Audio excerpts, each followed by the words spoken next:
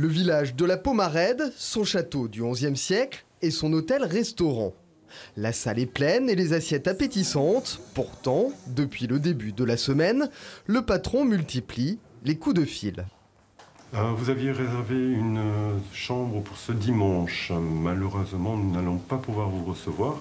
Car ce restaurant saisonnier va fermer ses portes dès dimanche, bien avant la relâche hivernale, faute de personnel. Pour faire tourner l'établissement, il faudrait 8 employés. Aujourd'hui, ils ne sont plus que 4 et les patrons ne ménagent pas leur peine. On travaille déjà 19 heures par jour et on ne peut pas plus. Il n'y a pas 25 heures dans une journée. Il faut qu'on dorme, on perd 15 kilos. Voilà, on n'arrive plus à pallier. Et là, c'est la dernière démission. Le dernier départ empêche que l'on puisse continuer l'activité.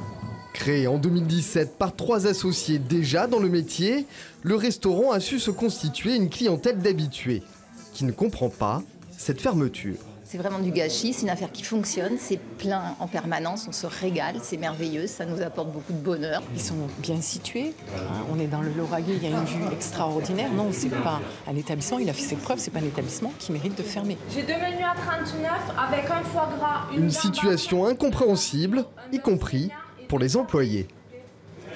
Des employés payés au-dessus du salaire minimum, logés sur place et disposant de 2 jours de repos consécutifs, des conditions rares dans le secteur. C'est pas des patrons qui sont sur notre dos. Voilà, ils sont là pour nous et c'est des bons patrons, je pense. Les problèmes de recrutement se sont posés dès l'ouverture du restaurant au printemps 2017. Une situation que le patron ne s'explique pas.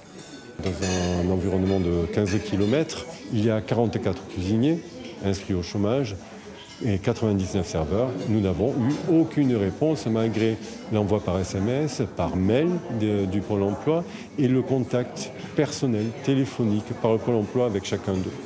Et ce restaurant n'est pas un cas isolé. D'après le syndicat des hôteliers et restaurateurs, plus de 100 000 postes seraient à pourvoir dans le secteur, dont la moitié en CDI.